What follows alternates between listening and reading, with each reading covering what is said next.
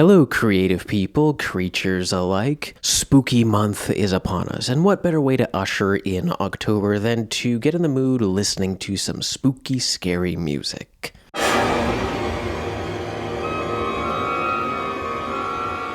Tell me if this is you. You want to get into the mood of October and the mood of Halloween month, and so while you're studying, while you're writing, while you're reading, relaxing, playing a game, or doing whatever, you go on to either YouTube or Spotify and you type up spooky music to listen to while studying, right? Does that sound familiar at all? Do you ever listen to those playlists, those songs at all? Because I've been there. I've done that.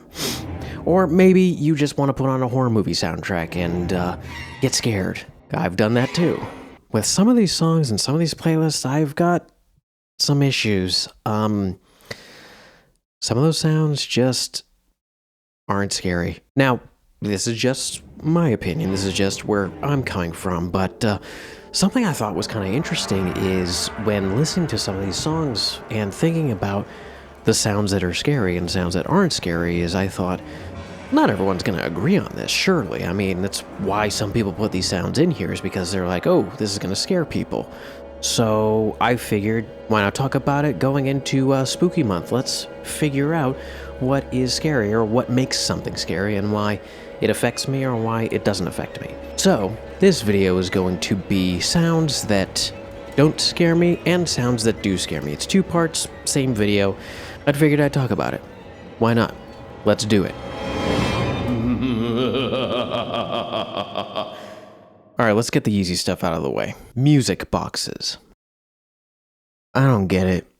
I mean, I kinda do, but mostly don't. I mean, I've read about it and I've talked to people about it. The main reason why music boxes are scary is all down to juxtaposition. Because music boxes on their own, right? The small little wind-up devices, but also the bigger wind-up boxes, you're familiar with it, even if you don't think you are. That Toreador rendition in Five Nights at Freddy's, yeah, that was on a music box, but a bigger one. But anyway, the sound is quite pleasant. It's nice, it's melodic, it's harmonic, it's very smooth, it's soothing, right? It's the kind of sound that when you hear it, it may calm you to want to fall asleep, which is why it's used with a lot of lullabies for babies and little kids. But what do horror movies love to do with kids? Make them scary. Somehow, horror movies just love making kids scary, don't they? And by extension, music boxes are made scary because of juxtaposition. You have something nice and innocent, like a child, in the context of something horrific in a horror movie or a scene, and that alone just gives you another level of unease, because you recognize that something is wrong. It messes with your expectations. You're expecting something one way, but you see that there's something else in the background, and it just messes up your whole sense of safety and vulnerability whenever you see a child in a horror movie, particularly if the topic is that of exorcism. That's how you know you're done. Music boxes fall prey to pretty much the same thing. Even so, they don't really scare me. The sound of a music box is just too nice. It's just too pleasant. I can't get scared of it. In fact, whenever I hear it in a scary song or in a scary scene, it kind of takes me out. Like clowns, actually. But that's just me. Moving on. Pipe organs. Ooh, big old scary pipe organs. Really? Scary? I think they're just kind of cool.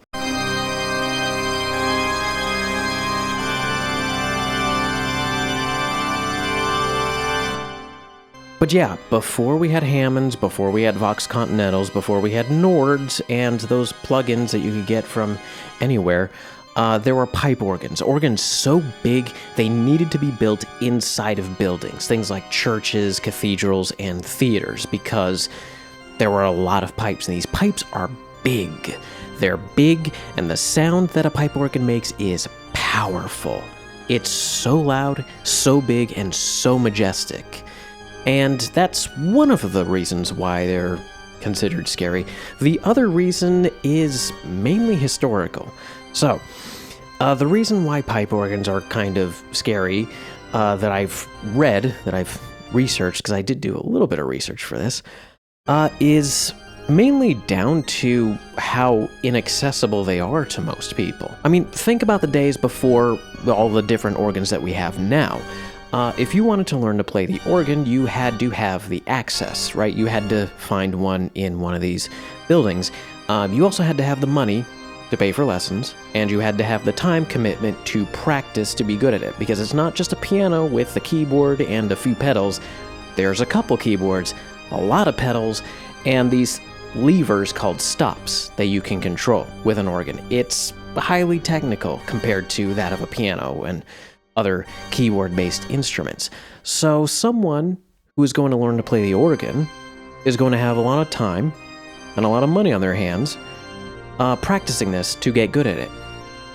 And less time socializing with other people, so much so that they could become a bit of a recluse, maybe a pariah, maybe a bit of a mysterious figure. And so that, I guess, scares people.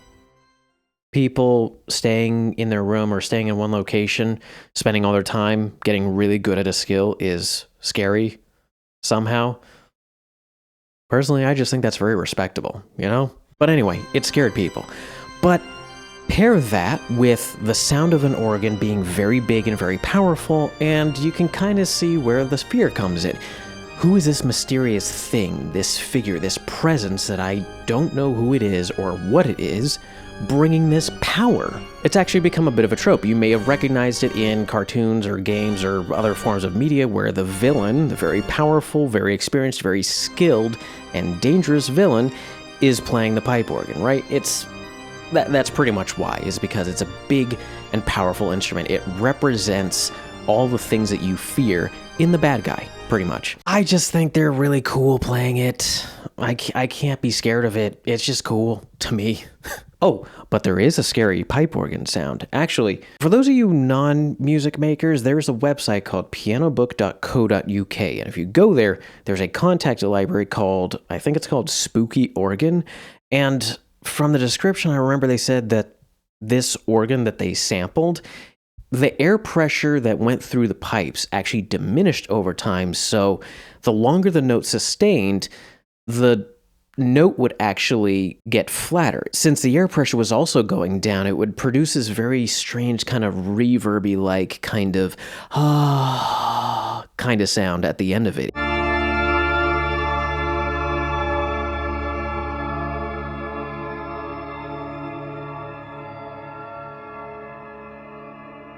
It's actually a bit of a creepy effect on it that kind of makes a pipe organ just a little bit scarier for me. But yeah, pipe organs, they're cool, not scary.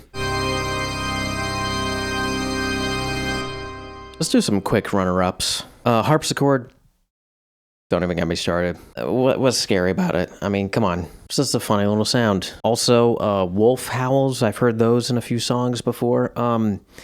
Listen, the wolves are just doing their thing. Leave them alone. It's where dog came from. What's scary about that? Okay, come on. The last one. This one is not so much a sound, but it encompasses music overall. It's the minor scale.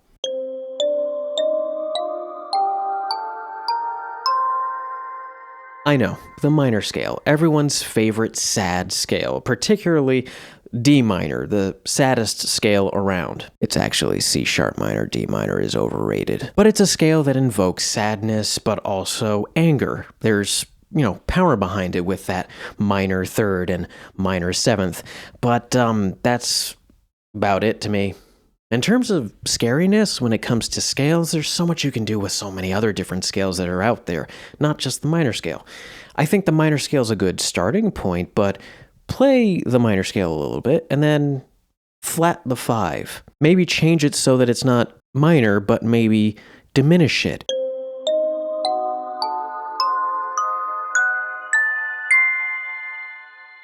Or augment it.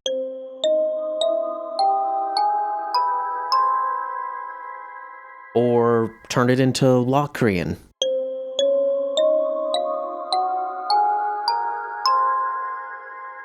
Or my recent favorite scale, whole tone.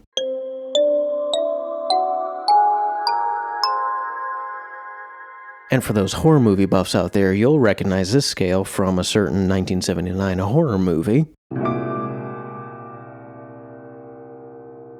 Oh yeah, it's that chord. So yeah, I think all those scales are at least creepier than minor scales, but of course there are so many other scales out there that you can use. But yeah, live a little, experiment a bit. All right, so anyway, those are the sounds that don't scare me particularly. Now let's move on to the creepy ones. Here are the sounds that do give me a frighten. I do want to say, though, when I say that these sounds scare me, they don't terrify me to the core necessarily. They're just sounds that I recognize as being more effective because they do at least have an effect on me, right? So when I say they scare me, I don't mean that they actually make me go or anything like that. Like, that's not what happens. But yeah, let's get into this. Cluster chords. What did I write here? Cluster chords are not a specific sound, but rather a notation of sound and can be applied to any section of instruments. Cluster chords are chords of notes that are very, very close together. Think semitones and whole tones. Think C, C sharp, D, E flat, E, F. That would count as a cluster chord. Usually clusters will be played in orchestras for instruments like strings, brass, and woodwinds and things like that. Why is this scary? Dissonance, that's why. These notes are very close together, give an effect that is very unpleasant to listen to. Usually when we hear harmonies, we want to hear things in certain intervals, but these intervals being so close together is not something that our ears really like to listen to, and that's one of the things that makes it so uneasy for us, and definitely has an effect on me. And depending on the notation of the cluster, if it's very high, it could almost imitate the sound of screaming, wailing, which, instinctively to a human, we associate that kind of sound with danger. Same thing with if the cluster is very, very low in pitch, that sound can almost imitate the sound of a predator growling, roaring, which we also instinctively associate with danger. So yeah, cluster chords. I know it's a bit of an old-fashioned sound, but I think we should bring them back. Cluster chords are cool. Uncanny sounds. Now this one's going to sound a little weird to you, but I will try to do my best to explain. Uncanny sounds aren't really specific sounds, but they kind of group a bunch of sounds with a similar feeling together. The uncanny valley is a sensation that we get when we recognize something that is familiar to us, but there's still something off about it. Even if it's subtle, we recognize that it's not quite the thing that it appears to be. And that same effect can be had in music. At least I recognized it. For instance, there are sounds, like say synthesized sounds, that are trying to imitate acoustic instruments and play very similarly to acoustic instruments. And I think that, depending on how it's used, can be very creepy because you're listening to it and you go, I think that's supposed to be this instrument, but it's not. It's just very close to it. Or let's say you're synthesizing something else, like the sound of a child crying, or an animal wailing, or something else that is vaguely humanoid or vaguely animal. But it's not an animal, it's a synthesizer. That adds another level of what the F? Because you recognize the sound that it is familiar to you as, but you know that it's not actually that sound. Another example is, and I don't know if it quite fits as uncanny, but I've heard a few tracks recently where there are vocal sounds, but mainly like whispers and exhales that were very dry, dry in like a wet, dry mix. So if something has a lot of effects on it, that would be wet. Dry is no effects. And so the voices sounded very close. And it was creepy. I know what you dreamed about. Because it's like the voice is right in my ear, right next to me, even though it's not. Even though it's not actually saying anything. It's not actually singing anything. It's just breathy sounds. He's right there. I don't know why. It gave me the chills. So yeah, those vocal sounds are kind of creepy to me too, in a way. Oh, I think it was the Off soundtrack. Last one, drones. Yeah, I know, in some respects, they're kind of overrated, but hear me out on this one. Drones are usually associated with like ambient music. It's something that just plays forever and ever and ever. But if you take it out of that context and just think about something that is just playing perpetually, it doesn't have to be a single note. It doesn't have to be a single sound. It could be a number of different sounds. It could be an entire atmosphere. It could be something that resembles a note, but maybe it isn't. Maybe it's something that changes over time. Maybe it starts with a little bit of noise and then it changes into some pitched tone. Maybe it's something that is atonal throughout, something that sets the mood, or something that is played so low in the mix that you can't actually hear it, or you can't actually perceive it, but you still hear it, right? It's like those very low-pitched sounds that are below the range of human hearing, but they're there in a sense that it still makes you feel uneasy. By the way, is that true or is that a myth? I don't know. Because the sounds with drones that you can get could be something like a very high-pitched kind of wailing, screaming, kind of groaning, moaning, despairing kind of sound, or it could be on the lower end of things and very much like a foreboding sense of there is always danger here. What is going to happen? And that just keeps the level of unease at a 10 for me, right? I think there's a lot of potential in these kinds of sounds. I think just thinking about them only being this one thing is doing them a bit of a disservice, personally. I think it is worth to explore all the different things that you could get out of drones and atmospheres and stuff like that, right? It doesn't have to just be the one note. Doesn't have to be drenched in reverb, guys. We can do a lot of stuff with it. You can scare me. Maybe. Kind of. Maybe. Yeah. Anyway, those are the sounds that don't and do scare me. There are only some of them. I'm sure I could think of others, but not right now. But yeah, I think let's welcome in October. And I do have other sound design videos coming up. I promise you, there will be sound design videos for October. I just have to get down and make them. Happy Halloween month. Don't get too scared. Also, I'd like to know what kind of sounds you think are not actually scary, that everyone else finds scary somehow. Maybe there's something that I missed. Maybe there's something that I overlooked. Maybe there's something that I have a sensitivity to that you're like, what's scary about that? I'd like to hear about it. Let me know down there. You know where to go. Down there. I'll see you in the next sound video. Have yourselves a good night. Bye-bye.